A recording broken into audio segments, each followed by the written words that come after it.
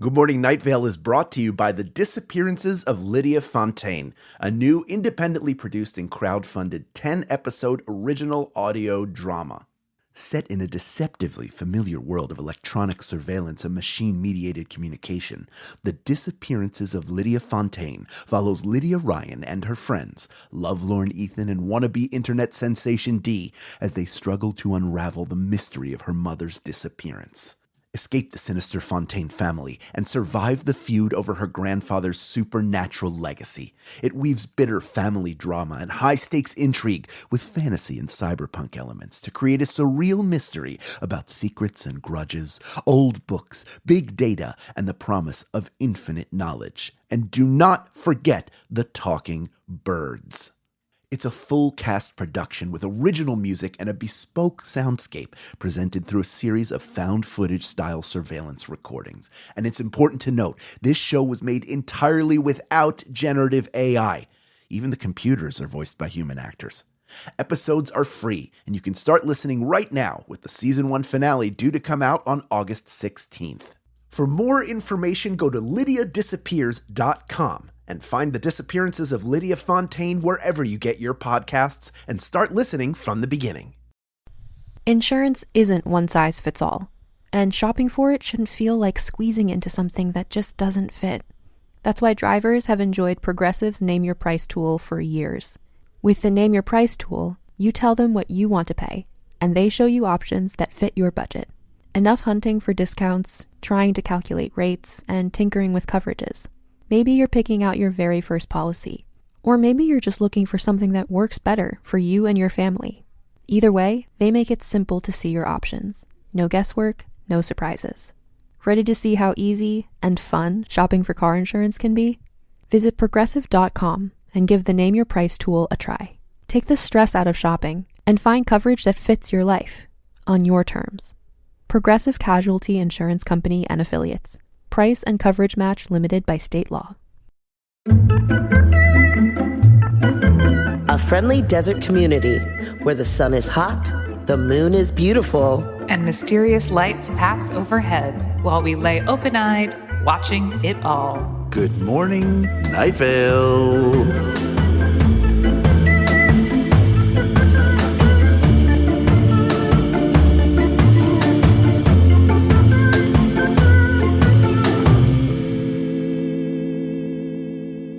Hey there, darling. It's me, Symphony. Hello there, sweet cheeks. It is I, Megan. Well, hi, sugar dumpling. It's me, Hal. How y'all doing?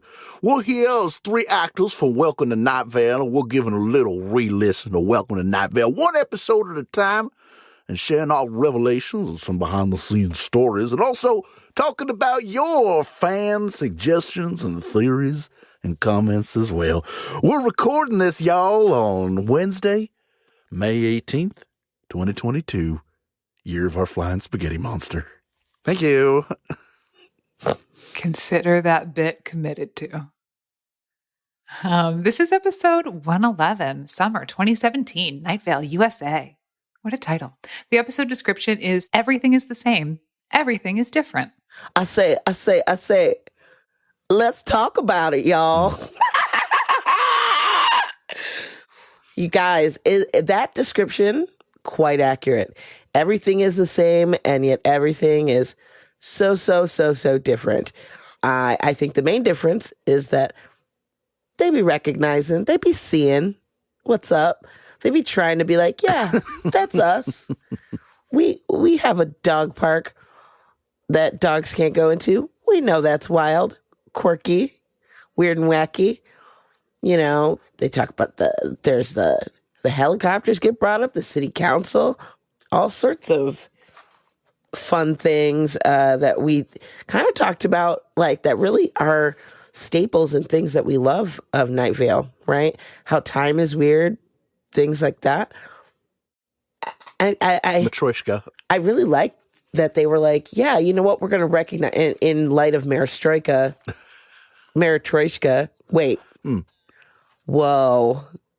My brain sometimes. Jumbly bumbly. Matryoshka? Right, okay. in light of Matryoshka, now they have, recognizing that the angels are there and around. They're like, okay, this is their first pass at being like, our eyes have been opened. Let's own up to our shit. What happens when the town that has denied large swaths of its reality for a really long time is faced with that reality? So there are things that people are generally uncomfortable with and figuring out how to navigate, and then other things of like, yeah, why do we do this? And questioning. It's interesting to see the things that are questioned further and the things that are just sort of like, we're getting used to it. We're adjusting to what normal is for us now, or what it means to accept these things that we've denied the existence of or just turned a blind eye to. Anyway, thanks for listening. I hope you had a great time. Yep. Mm-hmm. And I did it again. Just grinding everything to... My new nickname is Air Brakes, by the way. It wasn't... I was about to say something, but Iris is not sleeping well in the next room. She's screaming. So I'm like, is she going to go to bed? Yeah. Is she? It almost sounds like is she? When somebody in New York City is recording a podcast episode and you hear the sirens that go by, you're like, that's New York City.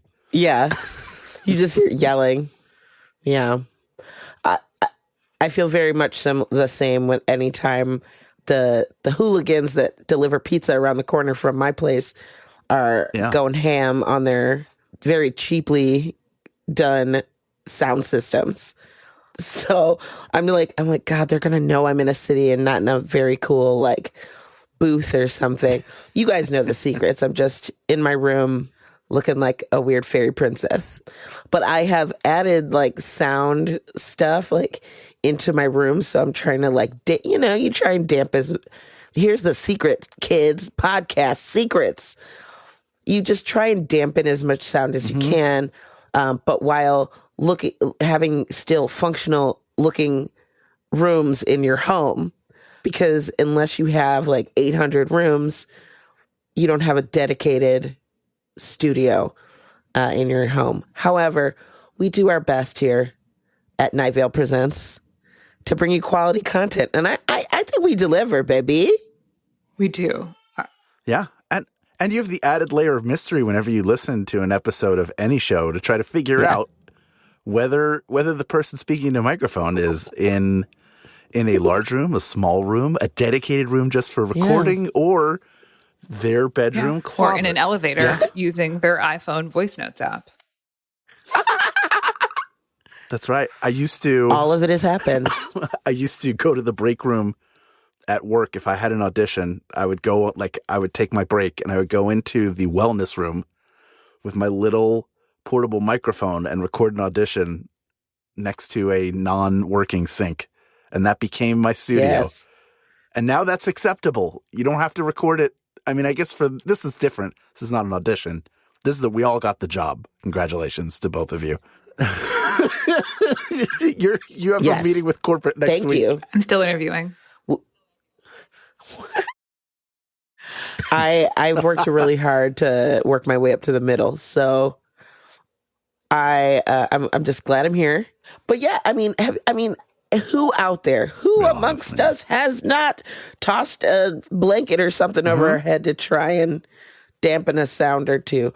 But it's the charm. It's like live theater, like when a dog runs across the stage or something, you're like, whoa, what was that? And people are like, who knows? The theater. That's like the Wild West of podcasting that we are currently in. How many times are dogs running across the stage? Have you had that happen? Is that a real thing you drew from Annie that has happened to you, like a dog? Yeah, those dogs they're supposed to be there. But if you're like watching The Importance of Being Earnest and a dog just sort of wanders in. But if they're not being trained right or corralled, then they make an entrance that is not expected. Have you never had like a piece of scenery move when it was not supposed to move? When I was Titania and I was laying in my bower, there's a whole part, you're just like on stage sleeping.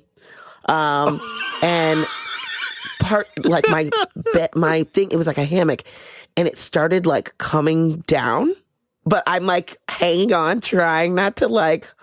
Luckily, it was like what's that called? Like rehearsals, so it wasn't even a show or anything. But I'm like, okay, I'm trying to be cool here, but things are falling.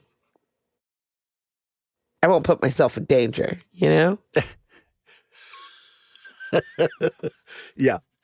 In my 7th grade production of Oliver, in which I played orphan number 586, we were coming out for the opening number, which is Food, Glorious Food, of course. And there was we had a series of flat, like levels, you build your levels, and we had a hanging sign that I think said orphanage and maybe flipped over to be a street sign. But when I came out for that opening number doing my, shuffle ball change or whatever, I hit my head on the sign. And for a brief moment, it was the loudest thing that was happening in the theater. And it was the show they were recording. Oh, wow. And they edited it out. And I was so mad. Just like at my bar mitzvah when I ran out, when they announced me as a bar mitzvah and I came out to light the candles, and I came out running and I slipped and slid across the floor. And they were like, yeah, I slipped and fell. I totally ate shit. And the videographer was like, oh, I better edit that out. I don't want him to be embarrassed later on. And in that moment, I was like, we've got to keep that footage. I knew that was the highlight. Not me becoming a man, not the parade of relatives who have since passed, who I can see in living color, which is all great. I appreciate all of it. But also, it would have been great to have video of me completely wiping out, because I would use it all the time. I would have already made it a GIF. I would have learned how to make things GIFs just to make that a GIF. That would have been so funny. But yeah, hitting my head on a sign was the highlight. That was the best. You could have been bar mitzvah boy. I could have been. I know. You were robbed. It was taken from me. Yeah, I wish we had that content. I think we could remake it if you want. I'm game. What's the weirdest thing that has fallen apart or anything like that while you were on stage? Because you've done, obviously from doing Too Much Light makes the baby go blind. There have been a lot of interesting scenarios where something could go awry. So many things go awry. Just like props are missing. You just go reach, it's just not there. So you're like, well, guys, the props. The great thing about Too Much Light, though, is that when there is an issue, you just address it. You're just like, guys, my thing's missing, or guys, the chair I'm sitting on is breaking, and just stuff doesn't work a lot of times too. I'm trying to think of like any specific. It was pretty much every night that there was some sort of disaster. So I'm trying to think of like anything that stands out in in the crowd. Definitely. This is like more of an injury. Like this was Kate Jones was doing the show, and there was a blackout, and Kate was supposed to walk in the blackout to go through a doorway, but she tripped over a stage block, and hit her, went face first into the doorway and hit her head on the doorway and just split her forehead completely wide open, like you could see her skull. Gosh. And she was like, guys, I don't think I'm okay. And so they had to stop the show. She had to go get stitches. She had a concussion. She still has a scar to this day. Yikes. And if you come to any of our shows, you'll be able to see it for a pretty penny. Yeah, you can see Kate. Yeah, because Kate is the new live show MC, and she's wonderful. Ooh. So.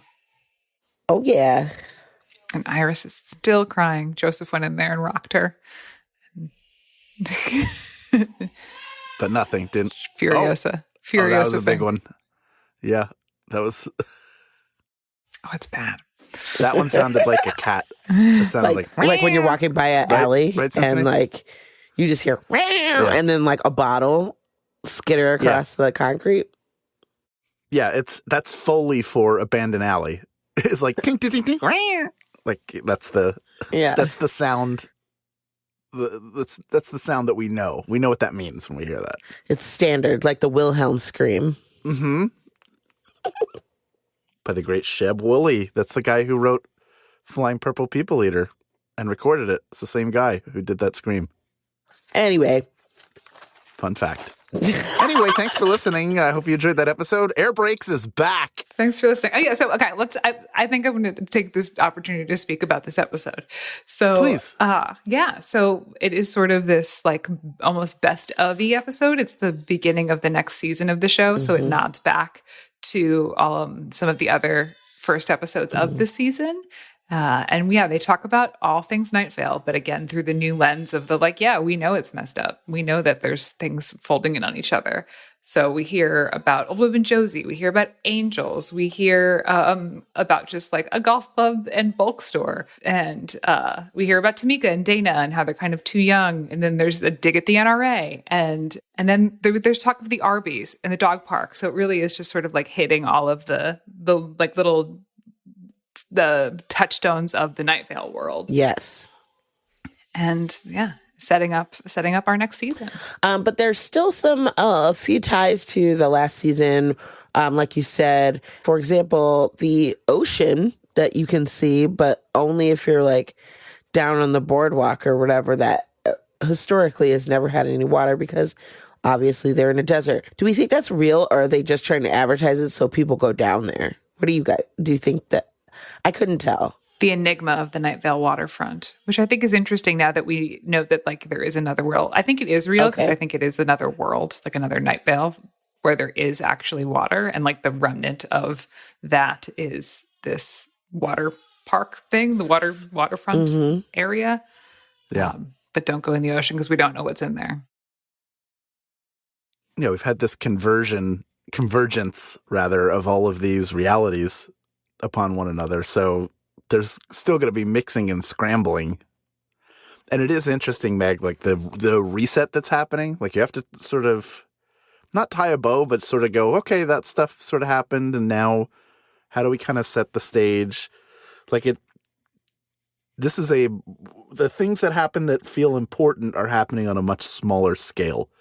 It's the personal stuff. It's Carlos being like, I'm too close to the thing I'm studying. So it's no longer, I don't notice the things that are strange as much. I just sort of see my home, which I thought was really interesting. But also, a boardwalk is great anywhere, whether there's water or not. Growing up, going to boardwalks a lot myself. I want it to be real because every place should have a boardwalk. It is nice. Where else are you going to get your snacks? Yeah, and play games. Like 3 mini golf places. That like mini golf is the Starbucks of a boardwalk. They're like every 10 feet is a different mini golf place. I always imagine also that it's the place where you go and take like a date. Like when you're a young person and you'd be like, oh, do you want to go on a date to the boardwalk? And then like you walk and you play games and you win them like a stuffy or whatever. And you get like funnel cake or something, or candy corn. Not candy corn. What's the ice? Cotton candy. Cotton candy. Cotton candy. Caramel corn if you're at the Jersey, specifically Johnson's caramel corn in Ocean City is the best. You get it warm. Like they make it fresh? Yeah, like it's constantly being made, and you get this giant bucket of it, and then they put it in a bag, and they fill the bag also with carrots. So you have this full bucket, and then you eat the stuff that's around the bucket. It's so good. I have you not, had that, but I bet Meg? it is good. And my Jersey Shore is like pretty limited to Seaside Heights and Long Beach Island. Right. And Point Pleasant a little bit. But and Long Beach Island notoriously does not have a boardwalk. Was it just is there a strand? Is there something? Not really. There isn't like an arcade fun complex like area. And there's like various mini golf courses throughout the island, but there's no there's no boardwalk itself. I miss arcades, like real arcades. Now, if you go to an arcade, it's like Fruit Ninja, but bigger. Yeah. And that makes me sad. I'm going to sound real old. Here we go. I feel like children today who grew up without that authentic arcade experience, I feel kind of bad for them because I think that was a really, really fun, special, and fleeting, apparently, thing. Especially, I mean, it really only lasted for, I don't know, about 20 years. I feel the same way about roller skating rinks. Because I remember... I think that's coming back, though. I hope so. Like, seriously, I know it's like a trendy, cute thing for like people in their early 20s and whatnot. Like, I've seen a lot on TikTok and whatever. But I remember when I was a kid, we used to have birthday parties at a roller rink, and it was so cool if you did. Sure. And like the different skating like types of skates that you would have and stuff like that. It just was very cool. I think I could pull off a skater aesthetic, don't you? Oh, yeah. Like get some sparkly or... I feel like you, already have a lot of the stuff. You're just missing the roller skates, I think. I could do that, I think. You put those on and go. You can be there for the reverse skate where you go the other way around. What were the other skate? They did like a couple skate where they put on a romantic song. There was like usually like a ladies one. There was always like I remember there would be games and stuff, like challenges. Like they'd be like, okay, if you can like shoot the duck or whatever. It's where you like stick your one leg is forward. Oh yeah. It's like a pistol. Your one leg is forward and then you're sitting on the heel of your other foot as you're going. Yeah. Yeah. I didn't know that's what that was called. We talked about this with Jeffrey when he was our guest last time. He said that he could do it. That's pretty cool. I believe that. It's pretty cool. Joseph is now giving Iris a little bit of Tylenol. Just a little bit. She needs it. When will she go to a roller skating rink for the first time? Well, she can't stand Not yet. I mean, obviously we have to wait a little while, but like what age do you think is the right age to introduce a child to the world of roller skating, which is very important? Pretty soon. I feel like you want to encourage balance and coordination from the jump, or else you end up like me. Although my balance and coordination was like encouraged from the jump, I just never took to it. You said pass. Speaking of the youths, Cecil refers to Tamika as a millennial. I don't think Cecil knows what that means. I don't think it's accurate. He's one of those people who thinks that anyone younger than 40 is a millennial. Yeah. Yep. It's a very Gen X label that everybody's a millennial. Yeah. I don't think, or maybe being a millennial is something different in Night Vale. Maybe it'd be more like, because what would she be like? Gen Z at this time? Yeah. Yeah. Yeah. Because how old is Tamika now? We do this every time. Tamika's what, at 18, 19 now? Like right now? Is she? She was 14 year old. She was 14 when she was introduced, right? 12 or 13. She was 13. 13. But that was 10 years ago. So she'd be 16. If it follows, yes, now she would be. But I feel like we follow that time differently. I don't think, like, how old do you think Tamika is right now, Symphony? Because it isn't explicitly said that I know of. I think technically she's like early 20s, but like it's never been addressed that she turned 21. So I think she's still a teenager because she still has a teen militia. Yeah. Maybe you become like a youth pastor. Yuck. Don't ever say that again. I'll put you out to pasture. Don't, please. I want to stay inside. It's warm here. No, because I remember her specifically saying one time, because somebody was like, "Can I be in your teen militia?" It's like, "Are you a teen?" And they're like, "No." It's like, then no. So I don't think she would have changed that for herself, right? I don't know. Yeah. She also feels like one of the people who maybe doesn't age. Like there may be some characters, like maybe she's always 14. Because there's really been, like, I don't remember. She talks about her birthday. She turned 16 and Oh, right. Yeah, she turned 16 when she became, and she put herself on the city council. Because she was.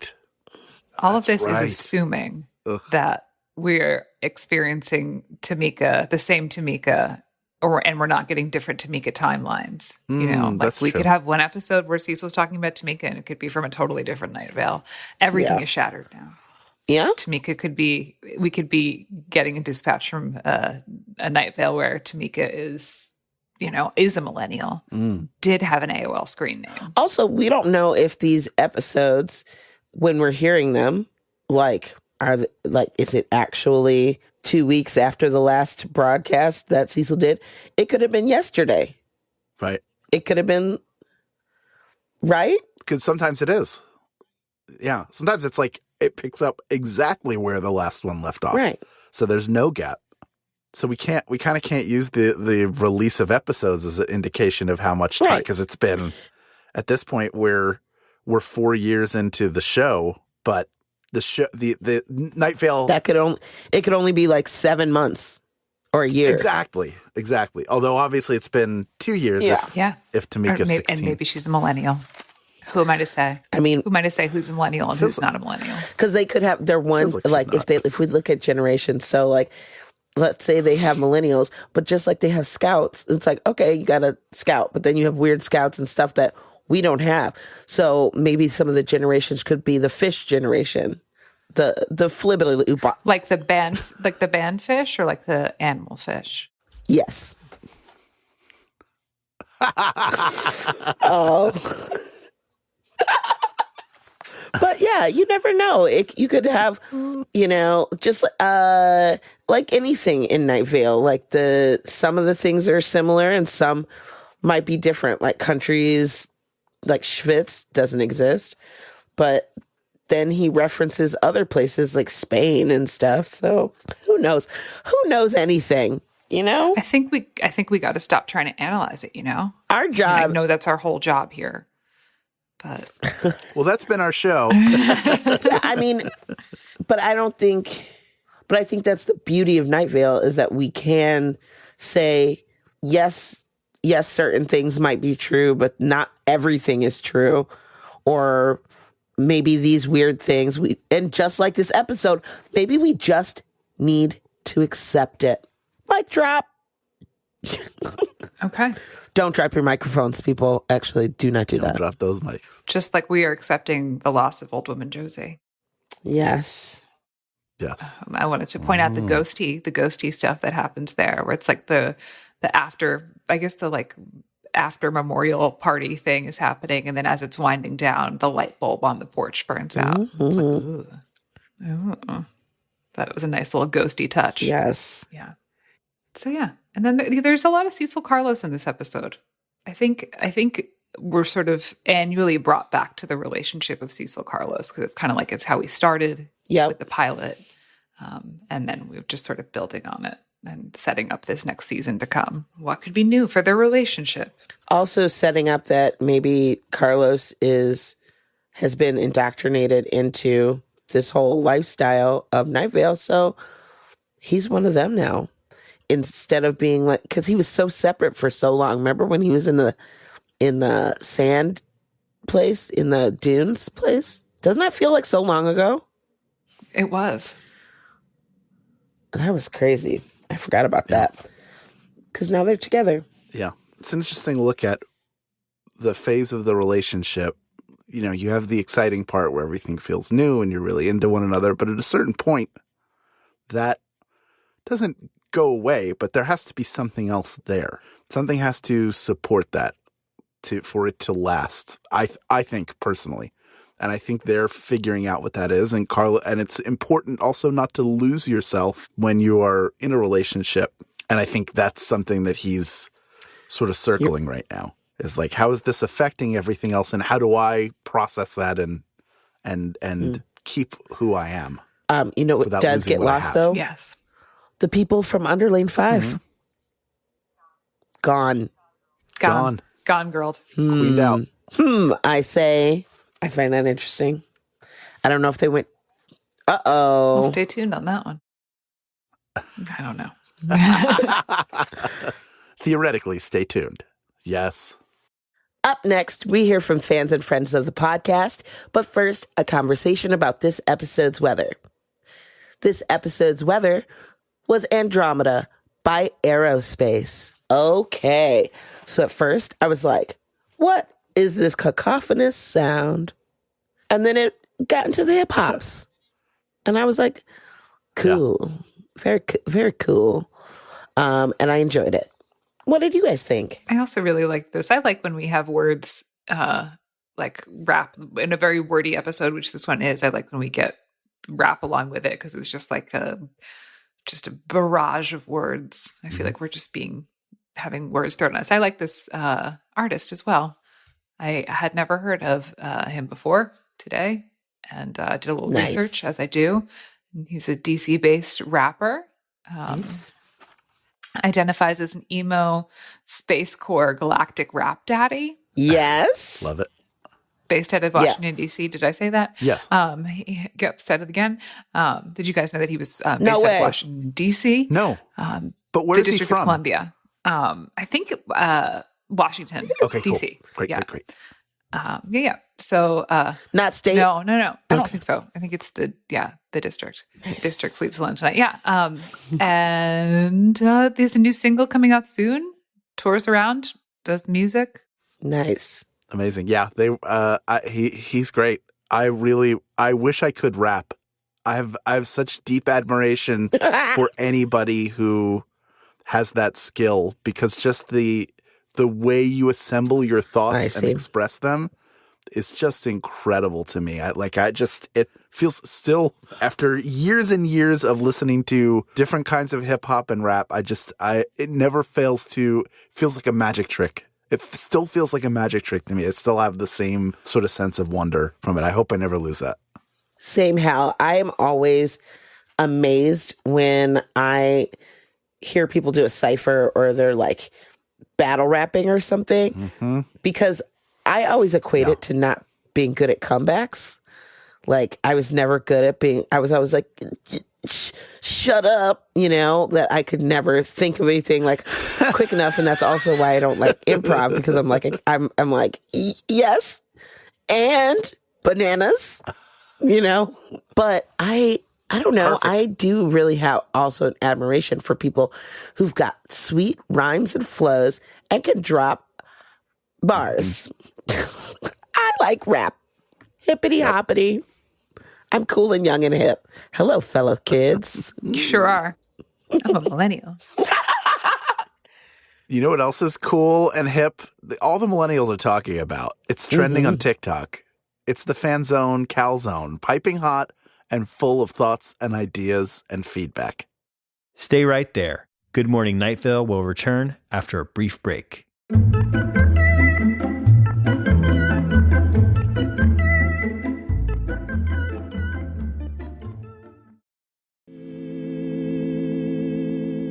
Coming at you first in the FanZone Calzone, we have Rose. Hi, Meg, Symphony, and Hal. It's Rose again. I wrote in for episode 105, and y'all answered my question. I jumped up and down excitedly when I heard y'all read it. Anyways, I hope you're all having a nice day while recording this episode. Meh, could have been better, Rose, but that's okay. I don't like to complain. Well, I do. Anyways, back to this letter. I'm writing in with my mind canon about the soft meat crowns. I've always imagined like part of an intestine wrapped around a person's head. To the second point of writing, episode 111 is one of my favorites of Night Vale. I have a lot of Night Vale episodes I adore, but this one felt like an ending. And if it ended there, I would have thought it made sense and would be a complete loop. Episodes 188 and 190 have since made me glad that it did not end there. My question for y'all is, what is your favorite callback that this episode makes? Hope all y'all's day is lovely. Sending lots of love, Rose Carlene. P.S. I got a Night Vale Eye logo tattoo, and I got told it was very 2012 Tumblr of me. Picture is attached. Oh, Rose, I enjoy that tattoo because I am also a gal who enjoys delicate line work. So good on ya for getting a Night Vale tattoo. For me, my favorite callback, it's got to be Kashek, though, for me, because he's so cute. And, I remember early on, before I was in the show, really, I would remember thinking how silly a cat that's floating in a bathroom off the floor. And I've always had a mind canon of the cat. So Kashek is my favorite callback probably in this episode. What about y'all? I'm going to go with the Arby's because I've always found that really romantic. I also just think it's like this fun thing that there's an Arby's in Night Vale because of course there is, but there's these lights above it. Yeah, so I'm going to go with the Arby's as my favorite. And just like an iconic Night Vale thing is the Arby's and the lights above the Arby's. So I will. So second place to the light bulb that explodes at the end or burns out at the end. Of Josie's funeral party, I guess I call it. I don't know. The narcissist in me wants to say the continuation of the Steve and Cecil relationship, but I think it's got to be Kashek for me too. Kashek is my favorite Night Vale character. Also, can we just mention, I don't think we mentioned this part of the episode, that Cecil refers to Steve as his best friend. Yeah, let's I know. That's right. Best friend. The glow up is real. Okay. That's right. So this next piece of writing comes to us from Ransom, who wrote probably what is 5,000 words of an email entitled, in all caps, The Complete Truth of All Night Vale. And there's like multiple emails and I'm going to do I have edited this down, but I think we're going to be hearing from Ransom again and again. I've just taken this, I don't know, first 500 words, and I'll read that today, and we'll work through it. All right. So I've been wanting to use this for a while, I'll say that, but it's just so big. Anyway, hi there. First off, sorry for this. It's always great to just start with an apology. I know this is going to be super long and probably boring even for this, but thank you for at least reading it and having the knowledge of it imprinted into your mind. Or you could have seen the subject line with the all caps and 5 exclamation points and steered clear of this email. If that is the case, then you're not reading this, are you? No, I am reading this. Let me present to you the grand theory of all of Night Vale. Before I bore you with this long presentation of all Night Vale, here is a theory that may seem small, but it will connect all of Night Vale. Here it is. The holes in reality from the episode 103 to 111 story arc did not go away after the events of episode 111, summer 2017, Night Vale USA. They also did not arrive during episode 103, Ash Beach. They have been here for as long as Night Vale, and including the region of Night Vale, which is in Arizona, which I will explain later. Now the theory about Night Vale out of the way, it's time to get to the evidence, which is also in all caps. First off, in order to prove my theory, I will look at the character of Janice Palmer, Cecil's niece. In episode 42, Numbers, Cecil states that Janice is 10 years old. That would put her in around 4th or 5th grade. And then they go on to try to identify what astrological sign Janice is to get her age in months. So continuing on there, they believe Janice to be Sagittarius. Okay. So they posit that her birthday is in November and December. And so with that information, they now say that Janice is between 10 and 5 months and 10 and 4 months old, so that she's in 4th grade. Okay. So episode 42, Janice is 10 years old and is in 4th grade. Then 29 episodes later, in episode 71, the Registry of Middle School Crushes, that puts it 1 year and 5 months later, putting Janice as 11 and 8 months old. That's actually backed up, but not consistent. In episode 64, we must give praise. Janice should be 11 and 1 month old since 64 is behind 71. That is not consistent since Cecil mentions in 64 that Janice is in 2nd grade during the 2014-2015 school year. On that, Janice should be 8. So off of our calculations, Janice should be 8 and 8 months then. In episode 114, Councilmember Flynn Part 1, Janice should be 10 and 2 months old, but Cecil mentions that Janice is a sophomore. And that Janice is actually 15 and 11 months. Putting that together with our other calculations, Janice was born in 2004 or 2007.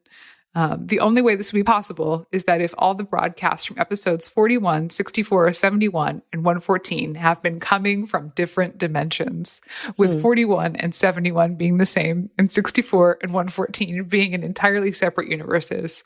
Got all that? Good. Let's take a break. And then there's more email, but I'm going to stop it here for today.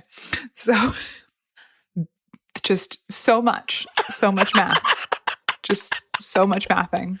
And I Ransom, I think this is a beautiful theory, and I love all of the work and evidence that you've put into this. I am probably just going to wager to say that Joseph and Jeffrey maybe were not keeping track of Janice's age. I felt us getting into this rabbit hole earlier of trying to explain things that I feel that cannot be explained because of where they come from. Like, it's not as meticulously planned. That's kind of the beauty of it, is sort of figuring it out and going with it. It doesn't have to be. That's not a criticism. That's just a fun fact. I kind of like the idea that, like maybe it's wacky, wackadoo wacky.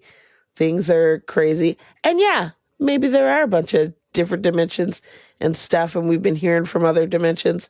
That's cool. I like that. Why not? Sure. Yeah. Anything's possible. In this economy. Thanks, Obama. Nikki writes, hello there, Good Morning Night Vale crew. Hope you're all doing well. First off, regarding a question in the fan zone for 1 year later, as for if Carlos has heard Cecil on the radio, it's confirmed in the live show Condos that Carlos listens to Cecil's show every time Cecil's on. Canon. In episode 111, Carlos explains the first time he came to test materials in Cecil's radio booth, a callback to episode 1, it was just an excuse to talk to Cecil. In the novel It Devours, Carlos says that even though he didn't understand Cecil's worldview, he liked talking to him. And that like turned into a love. Speaking of the novels, Carlos as a character also exists outside the context of Cecil's radio show. So regarding the theory he could be dead, don't worry, Carlos is alive, son. That all being said, I completely agree that it would be very interesting to hear more from Carlos's perspective, especially during year 1, or like a monologue as Hal suggested. Thank you. It couldn't have been easy for him settling into such a strange town. I do not remember suggesting that, by the way, but it is a great idea and I will take credit. So on a different note, Cecil Baldwin once brought up in an AMA that it would be fun to have a body swap episode where Cecil and Carlos swap. I think this would be real hilarious to hear. And I was wondering, if you, lovely hosts of the show, had to have your own respective characters swap bodies with another Night Vale character, who would it be and why? Thanks a bunch for your time, and can't wait to hear more from this great show. Nikki. Oh, wow. Who would I want to swap? I mean, just because it'd be fun to play, it'd be fun to swap with Mark and be John Peters, the farmer, because it's a fun, silly character. And also, like, they're both kind of in on stuff. Both of those characters are kind of in on things that have happened in different ways. I think I would like for Deb to swap with the Glow Cloud, because I will only play like mists and fogs. Cornered the market. I think it would be really, I think Tamika would want to get inside a librarian's head. But me personally, I would want to, I love Pamela Winchell. And I think she's a kook. She's kooky and quirky. I think that'd be funny. I think that'd be hilarious to be inside that dome. You'd be like, what the hell's going on in here? But if Tamika was inside of it, that would be interesting. Formidable, but interesting. Yes. No? Well, I hope none of you out there switch bodies with anyone, because you're wonderful just the way you are. And thank you for listening to this episode. Coming up next is Citizen Spotlight. Until then, good morning, Night Vale. Good morning.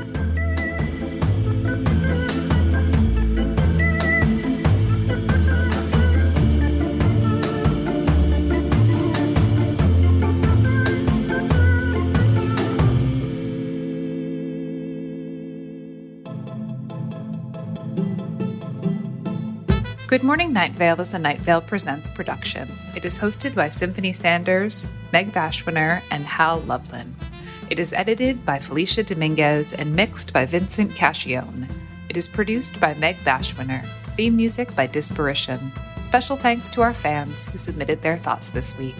Leave us a voicemail at 929-277-2050 or email us at info@goodmorningnightVale.com to share your theories and ask questions, or to tell us if you've ever been to an Arby's. This show is powered by our patrons like Allie Douglas, Joshua Hall, Carla Toal, Kate Bishop, and Kathleen Sweet. If you are interested in supporting this show in exchange for lots of fun, exclusive, insider, hyper cool kid content, check us out at patreon.com/goodmorningnightVale. For more info on this show, go to goodmorningnightVale.com and follow us on Facebook and on Twitter at NightValeChat. Special thanks to Joella Knapp, Jeffrey Craner, and Joseph Fink.